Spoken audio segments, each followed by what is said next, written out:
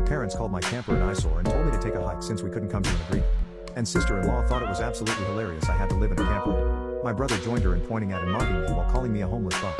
I parked my truck/camper in a store parking lot to sleep on the first night that I had nowhere else to go. I felt scared out of my mind that someone might try to break in. Suffice to say I didn't sleep well that night. There was nowhere else I could go as any other relatives that owned houses were fairly far away, and all my friends were all apartment people. And I was pretty attached to my area as well. So I didn't want to just leave. I'd also had my mail forwarded to a friend's apartment. It was the only way I could still get my mail anymore. Finding a stable place to park was pretty difficult. I went looking around to try and find a job similar to my old one. It took months of living the nomadic camper life. In that time, I had to deal with a lot. Everything from beggars and drug addicts, to people demanding I leave because my camper was an eyesore. At one point someone who told me to move claimed to be with an hoa. I wasn't even parked on a street with houses.